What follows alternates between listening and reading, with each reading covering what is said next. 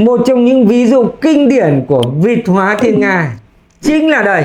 Nhân vật chính hôm nay là một căn hộ chỉ có 43 m² mà lại chỉ có mỗi 2 mặt cửa sổ. Các không gian bên trong thì méo mó, không vuông vắn chút nào.